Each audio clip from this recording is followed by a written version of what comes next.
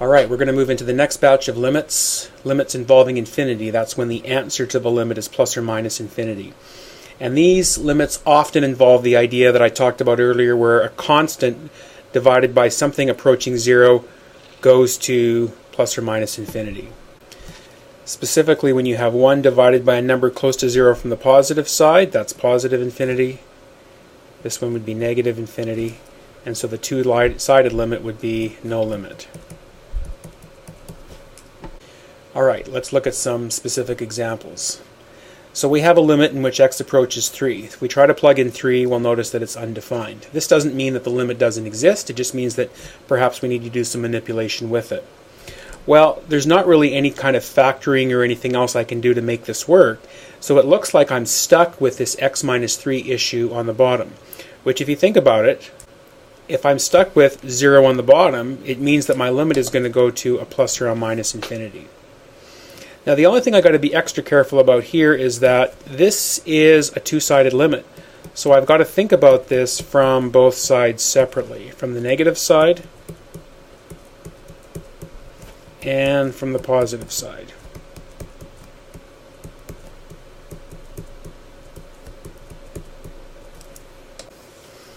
If I take a number close to 3 from the negative side, 2 times a number close to 3 is a number close to 6 minus 3 is about 3, divided by 2.9ish minus 3 will be something close to 0 from the negative side, which I'm going to write like that. And since this relates back to a number divided by something close to 0, I know I'm going to get an infinity. Positive divided by negative is going to give me negative infinity.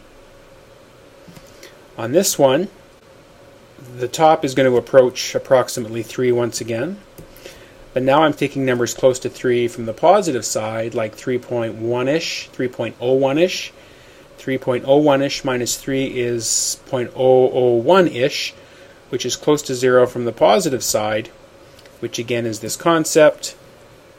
Positive divided by positive is positive infinity. And now, to go back and answer the question that was asked, the limit from both sides, since one side is negative infinity and the other side is positive infinity, I know that this is no limit. And these are basically telling us that we have a vertical asymptote on this graph at x equals 3. On this next question, I'm just asked to do the limit as x approaches 2 from one side. So again, if I try to substitute 2 in, I get 0 on the denominator, which is an indication the function is undefined, but perhaps the limit exists. So I would try to do some algebraic manipulation, but there isn't any kind of algebraic manipulation I can do to try to get rid of the problem on the bottom. So it looks like I'm stuck with an issue of division close to 0 on the bottom, which is the prime indicator that this answer is going to be a number divided by something close to 0. Its answer is going to be a plus or a minus infinity. So to decide which it is, take a number close to 2 from the positive side. So that's 2.0001ish, let's say, divided by 2.001ish squared is 4.000 something minus 4, which is about 2 divided by 0.001ish on the bottom. A number divided by something close to 0, positive divided by positive is positive infinity. In our next example, x approaches 1 from both sides. And again, we have a 0 on the denominator that we can't get rid of. So a number divided by 0, we know the answer is going to be plus or minus infinity. But the infinities might do different things on each side, so we have to break these down individually.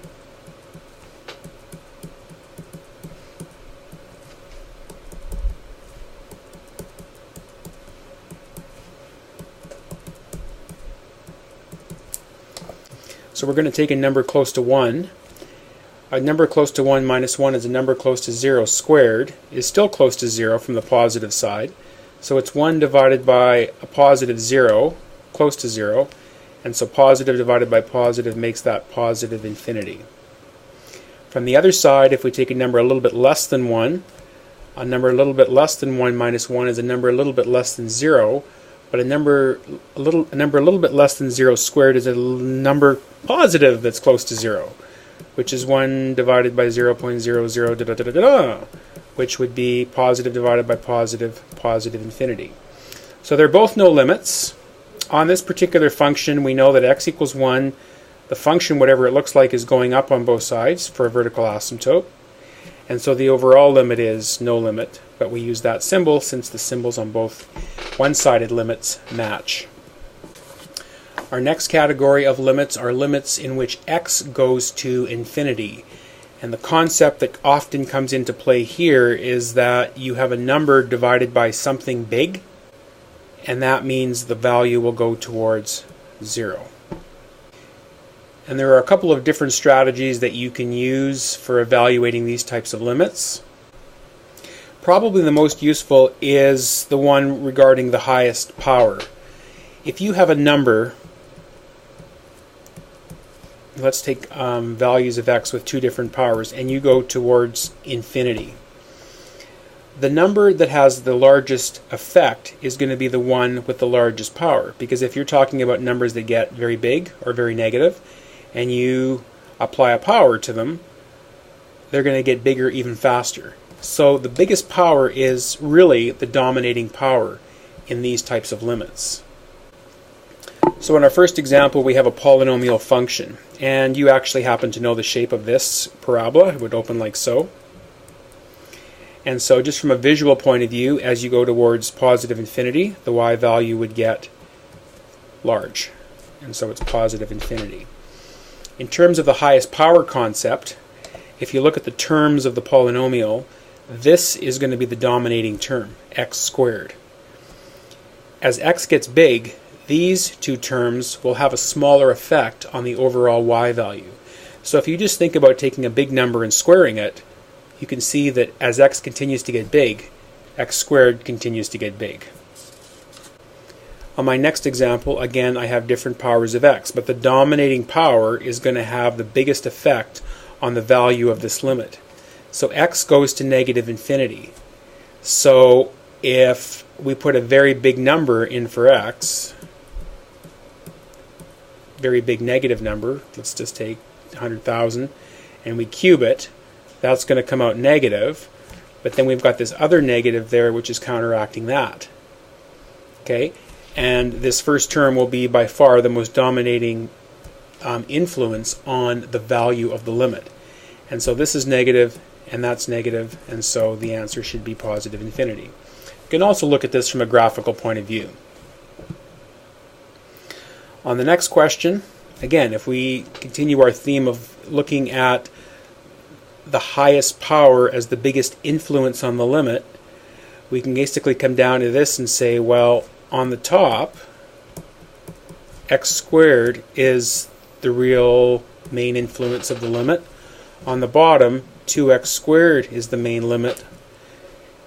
influence of the limit. X squared divides out of top and bottom, so I have this. The limit of a constant is a constant.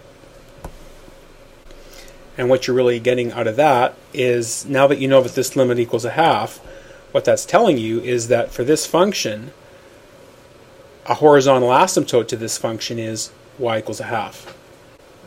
Okay, on our next function, again, since x is going to infinity, we can focus our attention on the highest power in numerator and denominator. X in the numerator, x squared in the denominator, which reduces to 1 over x. So x gets big, 1 over big approaches 0. In this example, the x squared in the radicand will have the greatest influence. The 3x will have the greatest influence. Now, the square root of x squared, you will remember, is absolute value x.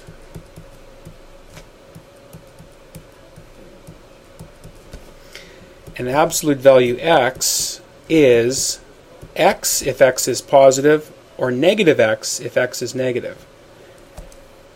And since x is positive, we can replace absolute x with x. And then the x's are common, so they cancel out. And then the limit of a constant is a constant. In the next question, it's the very same question except x is going to negative infinity. So the work would be the same as the previous question up to this point. So let me just drag this down here. Now this time, since x is a negative number, this gets replaced with negative x. And so the x's cancel out, and the limit of a constant is a constant. Final example in this category. The predominant power is 3x to the fourth in the numerator, x squared in the denominator, and so that reduces to 3x squared. And as x gets big, big squared is bigger, times 3 is bigger, so where's y going? It's going towards big. In your exploratory activities with evaluating limits numerically and graphically, you came across these three limits. And the first one, the limit as x approaches 0 of sine x over x, should have found that to be 1. We've talked about that in class. And these other two both approach this special number called e, which is approximately 2.71. It's an irrational number, it goes on. E is called the natural exponential. We can also use our knowledge from above to do the limit of a piecewise function. So if I want to do the limit as x approaches 1, again I need to do this from both sides. And in this case my function is in different pieces on each side of x. From the left part that's in effect is x minus 1. And the part on the right that's in effect is x plus 1. And as we approach 1 from this side, that limit goes to 0. This limit goes to 2. And so the overall limit is undefined. If you want to look at what this function looks like graphically, basically at x equals 1, the y value is 1. The left branch looks like that, and the right branch looks like that. And so you can see that the limit from the two sides approaches different values. Finally, a function involving absolute value. What you need to do is you need to take your absolute value and you need to rewrite it in piecewise form. So the absolute value of x minus 2 is x minus 2 if x is greater than or equal to 2, or negative x minus 2 if x is less than 2. Now we're approaching 2 from both sides. So if we approach 2 from the negative side and 2 from the positive side, it means that we have to substitute the appropriate branch depending on which side we're doing the limit from. From the negative side, we'd be plugging this section in to here for this one. So that'd be negative x minus 2 over x minus 2, which would cancel out, leaving us with a constant of negative 1, and the limit of the constant would be negative 1. If we were doing the limit from the right, we'd put this into this spot. This divides to 1, and then of course the limit of a constant is a constant.